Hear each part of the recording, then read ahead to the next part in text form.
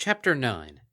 Thin whorls of smoke rose to the damp air, lit from below by a makeshift torch held awkwardly in Bonbon's mouth, and lit from the side by the glow of Lyra's horn. There was an occasional clink of stone as their hooves ground against loose crystal fragments, or a lone splash when their cautious progress sent a pebble skittering down into some dark and invisible pool. But on the whole, the two mares moved in silence. It seemed wiser. Far away and far above gleamed a mote of maybe daylight that, hopefully, represented a way out of the caverns. It was a bit too far away, considering the pace they were setting. Bonbon could actually have traveled more quickly. Her body still ached from all the abuse she had put it through during the past few days, but she could feel new strength flowing into her tired muscles with every passing second she spent near Lyra, warmed and fed by her love. No, that wasn't the problem. Bonbon peered up into the darkness, trying to gauge the distance, and then looked over her shoulder at Lyra, shuffling along behind her and still dressed in the butter-yellow bridesmaid dress she had been wearing when under Chrysalis's spell. She was walking strangely, dragging herself forward one hoof at a time, like a pony trying to make headway against a powerful current. Bonbon's brow creased with worry. Dropping the torch from her mouth and propping it up against a nearby stone, she said, "Sweetie, are you sure you're okay?" Lyra didn't look up and continued her odd sidling shuffle. "I'll be fine. I can do this. The other two bridesmaids are still back there, so... That is, it's fine. You were out cold for nearly a day, and if you can trot around like that, I'm certainly fine." She paused and then half yelped, half whimpered, I'm fine!" The little changeling trotted back to her marefriend's side. "Lyra, it's okay if you need to go back. I'll be all right." "No, I can do this. I want to do this. I want to escape. I know I want to escape. I know that. I was working on something before you woke up to help us escape. I found some old pieces of mining equipment and junk and started patching it together into... That's proof, isn't it? That I could do that? I do want to escape." The green unicorn gritted her teeth and clenched her eyes shut for a moment. When she opened them again, there was a green flame burning deep within her pupils, faint but distinct. "But the princess and the Twilight Sparkle can't escape. They're not going anywhere. Not allowed to. Not going anywhere. Going to rot." Lyra shuddered, foxfire flickering fitfully in her eyes. "Why am I saying this?" She raised her head and looked up at Bonbon, her ears flat with fear. "Bonbon, what's wrong with me? What's happening to me? I feel all wrong. I keep seeing these little animals out of the corner of my eye, like tiny starved ponies with yellow manes and..." Bonbon managed a smile. "And you're worried that you're seeing things? They're real, don't worry. They're knockers. They live in caves like this. They're harmless." "I don't think I've ever heard of..." "Oh, well, I've learned a lot in the past few days. But not about knockers, which you've known about since your third instar, at least. You're lying to her. Why are you still doing that? Why can't you just be honest for once in your life? Horrible things have been happening to her, and she deserves to know who's really to blame for them. You promised her you'd explain things." "They're kind of a fairy, I guess you could call them. They need magic to live, but they can't make it themselves, so they hunt out certain kinds of rock that make magic when struck and hit them." Lyra blinked. "You mean like a piezothamic crystal?" Piezothamic crystal. They're really snazzy. They generate a magical field when pressure's applied to them, and change their shape if they're put in a magical field. I wanted to use them in the actuators of the finger, but they were too damn pricey, and I had to settle for steam." Lyra paused. "But that's not the point. Fine. It's great that the knocker things are real and I'm not hallucinating, but I wasn't really worried about that anyway. I'm thinking wrong. I want things that I don't want. I feel like I need to go back and make sure that the prisoners don't escape, and the feeling just gets stronger the further away I get from them. They can't escape. They shouldn't escape. I'll kill them before... She stopped abruptly, a look of horror on her face, and then covered her eyes with her hooves. "And it's worse than that. Well, I don't, obviously, because I couldn't want that, not ever, but I wanted... Lyra trailed off and looked desperately at the changeling mare. "You wanted to hurt me," finished Bonbon. The unicorn made a small, scared sound. Bonbon drew Lyra into a tight hug, holding her marefriend's shivering body to her own. "But you didn't. You didn't because you're strong, you understand? That creature," she spat the word, "put you under the strongest spell that she could muster, and we broke through it, you and I. She couldn't beat us. It's not all over yet, but we're going to beat her, no matter what. You're going to be free of all this, and you will never have to deal with this evil mess again. No matter what else may happen, I promise that." In the end, Lyra hadn't been able to do it. The pull of Chrysalis's glamour was still far too strong, and as determined as she was to beat down the changeling Dwemer ensnaring her mind, the fact of the matter was they were simply not moving fast enough.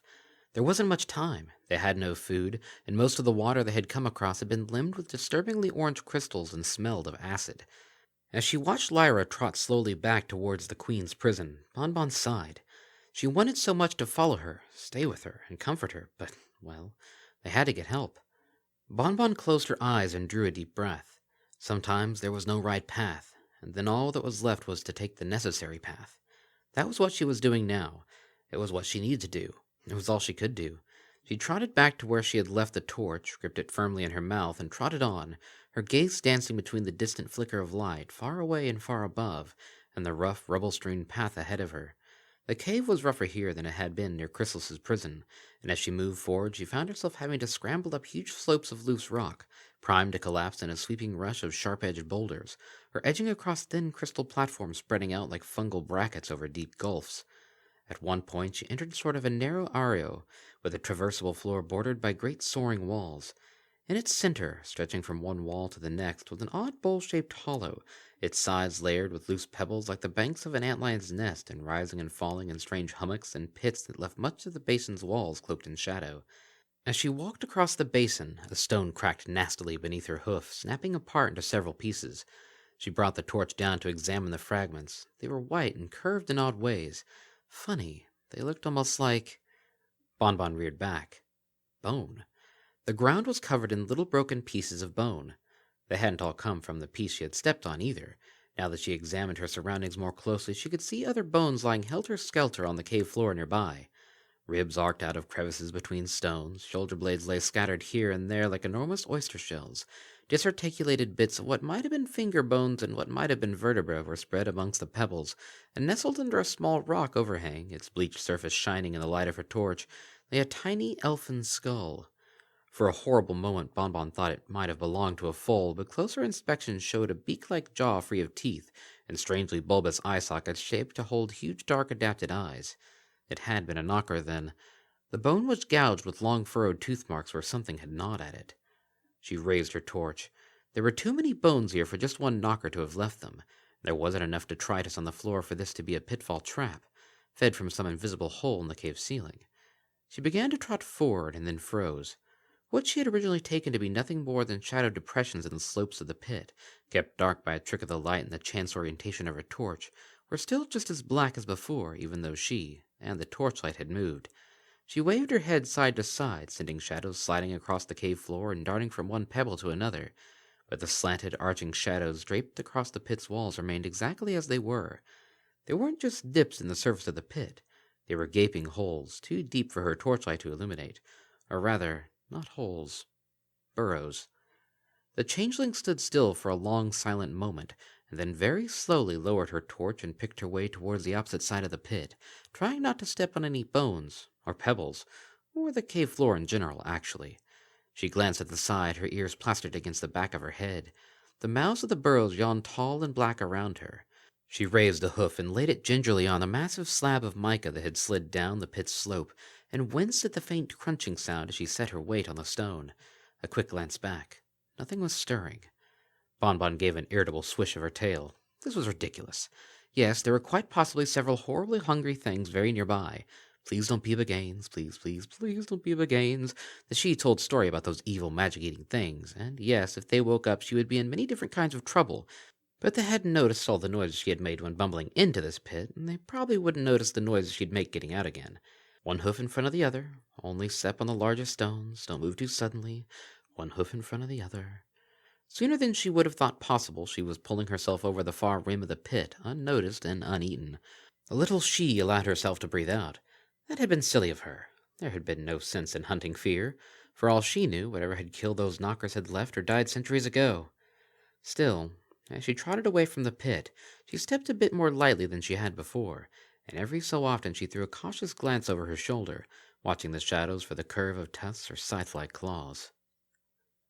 The light of Bonbon's torch flickered beneath solemn flowstone towers, juddering along in waving fits and starts as she crawled, ant-like, across the surface of fallen crystal titans and up long slanting slopes of loose detritus.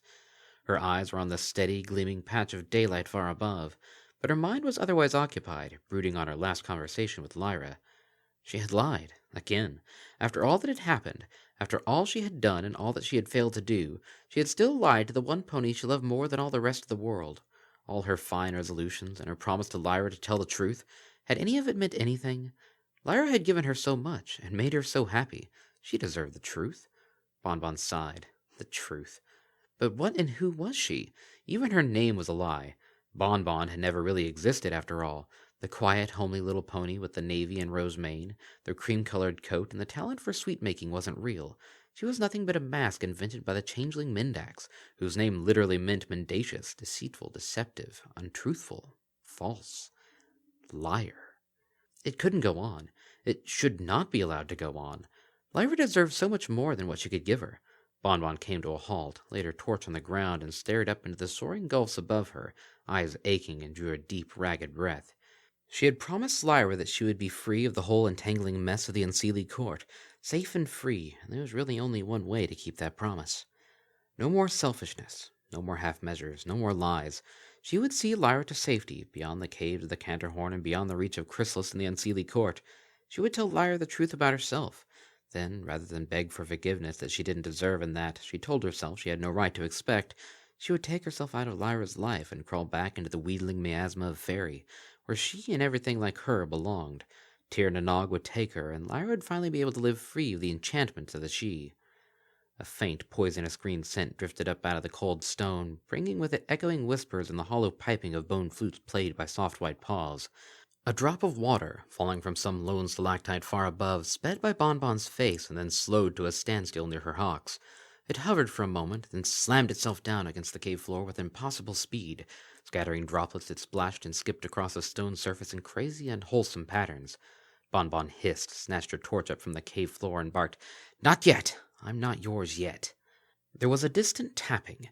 Maybe the sound of knockers hammering unreality out of the reluctant stone, or maybe the beat of skinned drums, and then the piping stilled, the smell faded, the muttered whisperings began to drift away as well, though Bonbon could still make out some distinct phrases. "Shale, blood, and the red, red moon, Tatir na Nog ag galoch. Do you see my claws, my tusks, my great red mouth? I see, I see. Why is she not dead?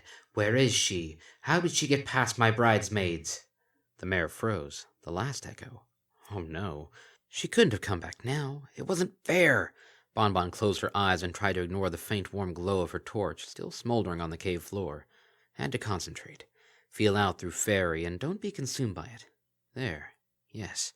There was the faint touch of magic, the dominant thrum of an alicorn's power, and the echoing background of 4 unicorns.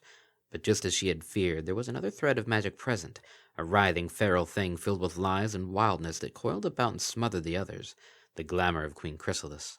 It was pointless to return, of course. Even at the best of times, she was no match for the changeling queen, and these were very far from being the best of times. If she returned, she'd only make a hostage of herself again, and this time Chrysalis wouldn't make the mistake of leaving her to an unsupervised execution. The sensible, rational thing would be to get help as soon as possible, and trust to Lyra's cleverness to bluff her way to safety. By the time all this had occurred to her, she was already in full gallop, dashing back as fast as she could towards the oubliette and towards Lyra. Sensibility could hang. Lyra needed help now, and right now Bonbon was all that Lyra had. The changeling half slid, half tumbled down the mound of rubble, skidded across a moist plateau of flowstone, and bounced painfully off a fallen pillar, barely made a jump over a chasm that had taken her 30 minutes to skirt around when she had been traveling outward, tumbled down another slope, leapt, dashed, climbed, fell, galloped, and halted. So suddenly that she almost toppled over face first into the pit gaping before her. She was back at the rim of the macabre bone-filled basin she had crossed earlier. Well, she had made it through once without any trouble, and there was no reason to expect the second time would be any different. As quickly as she dared, Bonbon made her way down into the pit, and began picking her way across the uneven floor, trying not to step on any loose rocks or bones. Granted, the odds were pretty good that whatever had lived here was long gone, but no sense in taking chances. Running into a cave dragon or an olm, or, Epona forfend, a bagain, would almost be as bad as meeting Chrysalis herself. Bonbon paused, balanced precariously on 3 hooves with her 4th outstretched over a particularly bone-crowded patch of stone. Almost as bad as Chrysalis. No, that was a bad idea. That was a really bad, suicidally bad idea. It would almost certainly make things worse. She brought her hoof back, raised her torch, and swung it around, trying to gauge which of the burrows looked the largest. Really stupid idea. Stupidest thing you could possibly do. No. She glanced to her left, sizing up how difficult it would be to take the far side of the pit at a dead run. Might be possible. Might actually work. Monumentally, flabbergastingly stupid idea. She glanced back to the largest burrow mouth, returned her attention to the pit's slope, and then considered the length of ground between the two. She tried to remember the terrain between the pit and Chrysalis's prison, thought about how much of it she would be able to make at a full gallop, and wondered whether there was room for a much larger creature to follow her. Don't even think about it. She thought about it. Queen Chrysalis's dull blue tail, membranous and tattered, whipped angrily in the air as she stalked to and fro in front of Princess Cadence's prison. A small hole had been smashed into the side of the alicorn's cell, and Chrysalis had dragged Cadence's head through it, locking her in place with a ring of crystal spikes pressed tight against her neck. The changeling queen came to a halt, her back to the trapped princess, and said, "Well, I am a patient soul, I hope, but everyone has their breaking point, and you, princess, have just reached mine." Her horn flickered with green light, and Cadence whimpered as the crystals around her neck grew inward, biting deeper into her skin. "I'm going to ask one last time, and if I don't receive a satisfactory answer, you will be losing that lovely head of yours. The traitor I left to be executed has mysteriously vanished. Twilight here," she nodded towards her second prisoner, the lavender unicorn lying unconscious on the cave floor, "has not been in a condition to perform valiant rescues, and the mare herself was hardly going to be going anywhere under her own power." The queen turned and stared into Cadence's eyes. "I could taste her weakness, and it was most certainly not feigned. This leaves, then, only you as a possible culprit behind her disappearance, my pretty little pony princess. So, one last time."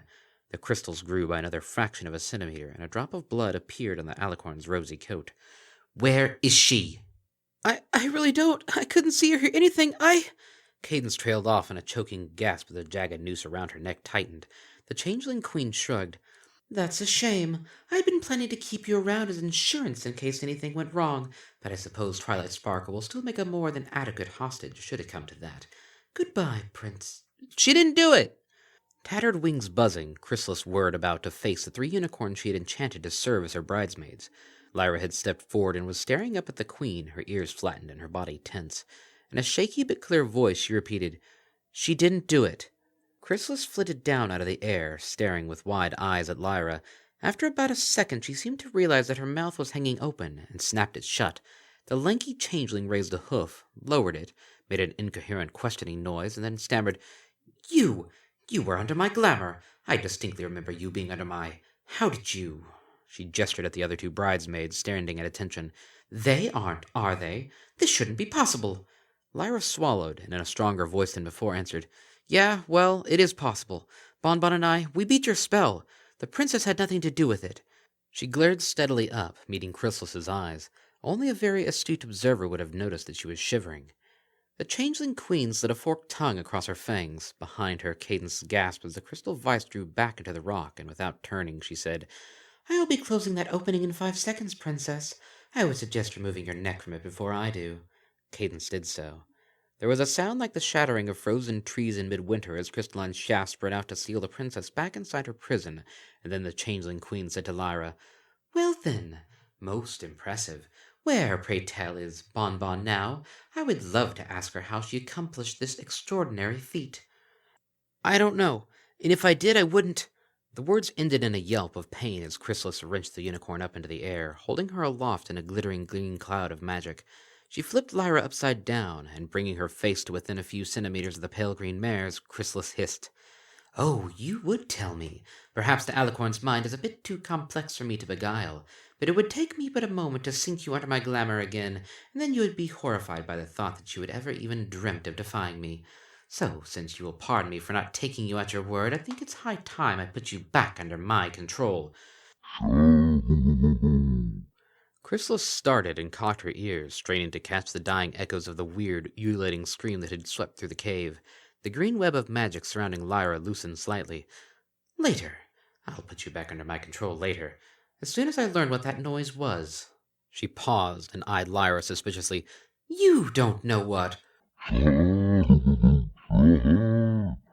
The The magic suspending Lyra in the air dissolved entirely, letting her fall to the cave floor with a muted thunk. Chrysalis whipped her wings into motion, rising up several body lengths into the air. She brined the light shining from her gnarled horn and flooded the crevices of the crystalline chamber with light. The call was nearer now, and as its echoes faded, there came the sound of hoofbeats approaching at a mad gallop. Rocks and dislodged crystal fragments clattered out from a small opening about halfway up the walls of the chamber, and moments later Bonbon emerged, kicking and squirming desperately as she fought to work her way through the hole. Still struggling, she glanced over the scene laid out before her, spotted Lyra, and whinnied, "Lyra! Lyra, run! Run!" Then with one last flailing contortion, the little changeling broke free of the crevice and half tumbled, half galloped down a steep incline to the floor of the chamber. "It's coming! Get away, run!" There was a blaze of green flame, and both Lyra and Bonbon were swept up into the air, suspended by Queen Chrysalis's magic. She bared her teeth and snarled in Bonbon's face. "What's coming, you horrible little unkillable worm? What did you do?" The crevice Bonbon had wriggled through exploded outward in a hail of rock and shattered crystal, battering the queen and her captives with sharp-edged bits of shrapnel. A hulking something, shrouded in a cloud of rock dust and easily twice as tall as the changeling queen, rushed out of the jagged void with another piercing shriek and plunged down. An immense four-taloned claw slashed out of the haze of dust, very nearly decapitated Chrysalis, who had leapt out of the way only just in time, dropping Lyra and Bonbon as she jumped. The great beast spun around to face her, and its long, shaggy black tail swept through the air. The dust was blown aside to reveal a towering monster, 12 feet tall and covered in matted black hair. It stood on stocky clawed feet, built like a gigantic mole's, and its gaping frog-like mouth was framed by 6 wickedly upcurving tusks. It had no visible eyes, but there was a scorch mark in the hair on the right side of its head where an eye might have normally been found. Bonbon tightened her grip on the torch in her mouth. There was a brief moment of shocked stillness, then the monstrosity lunged at Chrysalis, its fangs bared and howling like the north wind. The changeling queen threw herself up into the air, screaming, "Up again? You crazy iron-brained sealy fool! Bedazzled! Ah!" She snapped her wings flat and fell to the floor, losing a few inches of her mane in the process as the Bagane's huge claw sliced through the space she had been occupying a fraction of a second earlier. Another twirl of her wings, and she was whirling sideways and upward out of the behemoth's reach, her horn flaring with venomous light. "You called up a magic eater! You imbecilic, deranged maniac!" A bolt of magic shot out from her horn, hissing and crackling as it burned through the space in its path, then died like a sunbeam in a murky pond against the Bagane's hide. Chrysalis's eyes widened. "Bridesmaids, run away! Your no shoes here! Ah!" The Bugane had crouched down on its muscular hind legs and launched itself into the air, nearly hitting the changeling queen in the process. It slammed into the opposite wall of the chamber and stuck there, digging its gigantic claws into the living rock and sending tiny pieces of pulverized stone clattering onto the cave floor as it slowly turned, twisting itself upside down like a monstrous gecko. It raised its head towards the queen, clearly gauging her location with whatever subterranean senses it possessed, while Chrysalis flapped backwards, green fire writhing up her horn as she readied herself for another blast of magic. The Bagane jumped. Chrysalis fired. Wah-crunch! Chrysalis's spell had struck the creature in the very center of its forehead, sinking in like a stone dropped into loose sand, and the monster had spasmed, causing it to barely miss the changeling queen and slam hard into the cave wall to her left. It scrabbled at the wall for a moment before losing its grip, and then rolled down to the cave floor, where it rested for a moment, twitching. At length it raised itself to its hind legs, swaying like a column about to fall, and lunged at Chrysalis. The queen's horn flared, and another beam of magic plunged at the Bagane's forehead. Its pace slowed from a gallop, to a walk, to an amble, and then it stood motionless, towering above Chrysalis as she gritted her teeth and poured torrents of burning glamour directly into the stupefied creature's brain. She continued casting the spell for nearly 30 seconds after the creature had come to a halt, and then, slowly and fearfully, she broke the connection and stepped back, watching the monster with a wary eye. It remained where it was, staring down at her with eyes burning with green fire. Queen Chrysalis exhaled. "A Bagaine! I have slaved a Bagaine! I, Queen Chrysalis, alone among all the Sidhe of this day or any other, now wield such terrible might that I have met one of the dark Sidhe in open battle and triumphed into an empty house. The bridesmaids had fled, as she had ordered. Twilight Sparkle was still unconscious, although showing signs of waking. Cadence was locked inside her prison, and Lyra and Bonbon were nowhere to be seen. Chrysalis shrieked in frustration. "That treacherous little... you!" She glared up at the Bagaine, standing massive and silent by her side. "Find the creature who led you here and kill her. Rip her to shreds, crush her, eat her, I don't care. Just kill her. Kill her all over everything." The Bagain dropped to all fours with a ground-shaking thud, and loped silently off on huge padded feet. Chrysalis watched it go, panting heavily, and then snarled. Bridesmaid! Iron and bells, she's right, they're gone too. She slammed a corroded hoof against the crystal floor a bit too hard, and then yelped at the pain. Smelt it! This day was going to be perfect! I was supposed to be enjoying myself! She flopped down on the cave floor, forehooves crossed and tail lashing in irritation. I need some me time. The changeling queen glanced over at Twilight, sprawled on the ground and stirring as she slowly worked her way back to consciousness, and smiled. Yes, that should do nicely. Green flames slithered up her body, burning away her changeling shape and replacing it with Princess Cadence's body, and her horn dimmed, plunging the chamber into darkness. It was an indulgence, certainly, but she'd been through a lot today, and she thought that she deserved to indulge herself a little. A spot of prisoner taunting would be just the thing to return her to her usual sunny self.